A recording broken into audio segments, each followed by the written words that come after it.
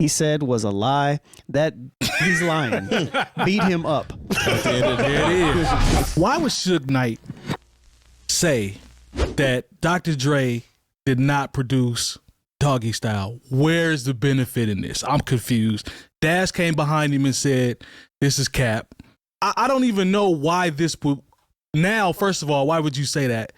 And who benefits from this? Because to me, that's extremely corny. Everybody knows this is a legendary, iconic record, and we know Dr. Dre produced that record. Like, were y'all as shocked as when I first saw it? I got nervous because Dre is my dude, right? But then when Daz came behind and was like, "Nah, this is cap," I was like, okay, breathed a little sigh of release. What do y'all think about him saying that? It really wasn't news though, honestly, because I hadn't heard this one. Because I mean, Dr. Dre produced on Doggystyle. Mm-hmm. He produced on All Eyes on Me. He said he didn't produce California Love. Right. You know what I'm saying? I'm thinking he's just saying tracks because everybody knows that Daz produced a lot of that early Death Row sound. Everybody knows that. I mean, he sued Death Row and won, so we know that he was part of a whole lot of what was going on behind the scenes. Very underrated. But to say that Dr. Dre didn't produce anything on Doggystyle, I mean, that's far-fetched. We all know Daz said he did the whole album. Yeah, and the thing is, because, you know, Daz will tell you, if there's anybody who just doesn't have the ability to lie behind any of this, is our friend Daz. True. Let's just be clear, man. Suge Knight hates Dr. Dre. Yeah. He hates him. Definitely. Okay. Yeah. You know. And you're dressed like Suge Knight tonight. He is, isn't he? Yeah. I don't know if Suge Knight ever came through with the. I mean, okay, it's a red jersey, bald head, but that's just me. Black guy, beard, black guy, bald, red and black. Yeah, so you chose to be black and bald today. But yeah, we ain't saying that now. We're not associating with anything. But you kind of fit the part tonight. Well, I'm just saying, look a little scary over there, brother. Suge Knight hasn't had a kind thing to say about Dr. Dre since like 1996. Okay, he has run a smear campaign against this man. You know, the reason he's in prison now is because he was trying to come down and get some money behind the Strata Compton movie. I mean, part of his, you know, ran somebody over, and you know, and so if you you know, the guy who basically you said I can run Death Row without. I'm gonna be me. I'm Suge Knight. I don't need Dr. Dre. Yeah. Okay. And if you look at where Dre is right now, $1 billion up. Yep. Getting all the accolades and awards every time he walks out of the house. Yeah. And you sitting in prison for the next 20 years. Like, would you have anything nice to say about this individual? And let's not forget that when Dr. Dre left Death Row, Suge Knight tried to do everything that Dr. Dre was doing either before him or do the exact same thing. Remember, Death Row had a Chronic 2000. That's the reason why it's called Dr. Dre. 2001. Exactly. He went and got a white rapper to kind of go against Eminem. Yeah. He was just trying to be Dr. Dre and he couldn't do it. Because he didn't have the talent to do it. He was just a muscle. He didn't muscle and money. He didn't have none of the talent. And he was chasing Dr. Dre. It's just sad. Let me ask y'all this, just to follow up. Would you look at Dr. Dre different if this was true?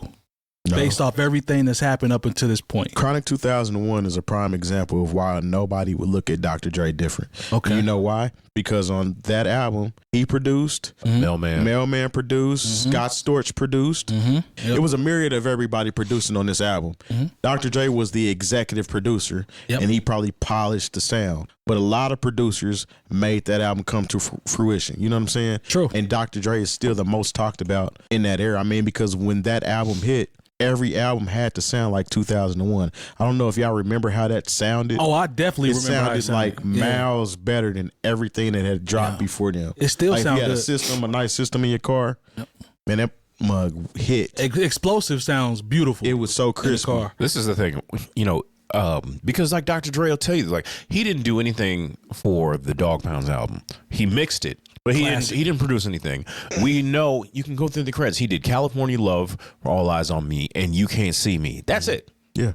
You know, and so, you know, because at that point he was really tired of everything that was going on death row. He really only wanted to produce for maybe Rage and Snoop, you know, and for himself, you know, because California Love was supposed to be his. And when he was trying to do Rakim, which got shelved. Well, that was when he got to Aftermath. You know, but as far as what he was doing for Death Row, I mean, it's very clear what he did and did not work on. You can go through the liner notes for those of you who, you know, have CDs or albums or tapes, and you can see what Dr. Dre did on Murder Was the Case. You can see what he did on, you know, Above the Rim. I don't even know if he did anything on Above the Rim. What was the but back to this the California Love thing real quick. Wasn't that was a song by There's somebody? 2 versions though. Oh, okay. The video version with the Mad Max theme, you know, that has the somebody like the woman. It was woman somebody's sample. song. It was somebody's song though, right? Tupac. No. I mean the Joe, You talking about the sample. The sample is Joe Cocker, Woman to Woman. It was the same thing that they used, EPMD used for one of their records. But the no chorus, sample verse. Original chorus was sang by Roger Troutman. They That's just what I'm redid thinking. it. That's what I'm thinking. Oh, okay, yeah. That's, you know, and then, you know, That's what I'm there's thinking. more of a Roger Troutman-esque. You know, the version on All Eyes on Me is actually the remix. There's a video for and that there's a video too, for that as well. because E40 is in that, and a lot of cameos in that one. I actually like the version that was on the album. No sample to it. I like that way better. I think that's the one that Dr. Dre actually produced. Though. Right. It sounds like it if that's the case. I can't remember to your point about the notes because it's been so long, but I know people that didn't like that version. They liked the single version. I hated that version. No, the album version was better. I did like the single version. I thought it was dope, but when I heard this, I was like, yeah, that's it. When I heard the other one, I said, yeah, I can rock with that. That's back when a remix was really a remix. I am looking at the soundtrack, by the way, that we mentioned. Suge Knight hates Dr. Dre. He doesn't have anything nice about. He said he didn't. I remember when he actually when he was still in prison, like the first or second time. He's been in prison a bunch. Snoop was about to put out The Last Meal, and then there was going to be like a Death Row Snoop album of leftovers. And I remember on Death Row's website, they basically put out, you know, a CD quality version of his No Limit album, and, you know, put out like a real audio quality of the Death Row album because he wanted you to go buy that one and you could listen to this one for free. Like, Suge Knight has always done extremely shady things to people who he feels like were either wronged him or have moved on and are successful without him. And the thing is, like, had Suge Knight just stayed with the, you know, the deal he made with Interscope is really incredible for him to know about owning his masters. Like, had he stayed in that lane, there are good things you can say about Suge Knight.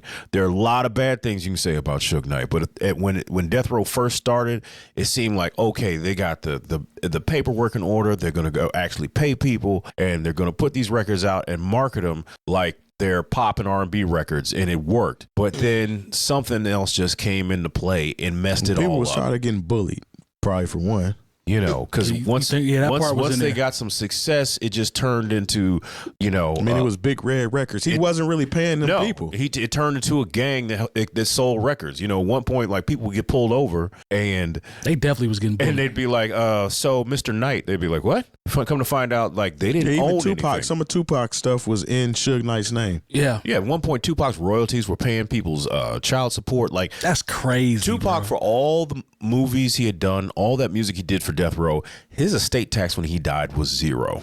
He didn't own anything when he died. It's crazy. So to put a bow on this real quick, obviously we said Daz refuted it, but he did. He said, hey, Dr. Dre is the best producer in the MF world. I did not have nothing to do with that, Doggystyle. Dr. Dre did that on his own. Suge Knight is lying. I ain't sign an MF thing. All that he said was a lie. That he's lying. Beat him up. At the end of the day. There it is. All right, that's all I He need had to hear. pay that man Daz too, so Yeah. Beat him he know up. what he got paid for. Beat him up. That's how you just... Remember that barber beat him up What? before he went to jail? Remember that the dude in the barber shop whooped Suge Knight's ass? Put them things on him. I don't as pay. little scrappy would say. Put them paws on. I stay out of that kind of business. I did because it was funny. I don't remember. I love seeing it. Well, you know- pieced up because and it's a when video of it. I laugh. Well, this is the thing about that. It's like, I laugh. you can't be a bully at a certain age because these young boys are just Break your hip. wild. And Break your hip. and they fight with, you know, like I said, unless you were willing to They fight don't. dirty. They don't fight. They'll Yeah, pop unless you you're now. willing to fight dirty Well, he or, got his ass or shoot kicked. somebody. You just can't do that. So that young man wanted to fight, and he proved his point. Well, because these young cats, they have nothing going on and they're not afraid to go to jail. So they fight with reckless abandon. So, I'm too old for that, man. Sorry. I'm sorry. I call police. I'm sorry. That's where I'm at right now. Yeah. I am a civilian and I pay taxes. I will call the police on you. As you should, sir. Depends on how mad I am. What'd you say? Depends on how mad I am. You want to fight me? Cool. Here come the police. And we're going to, in that order,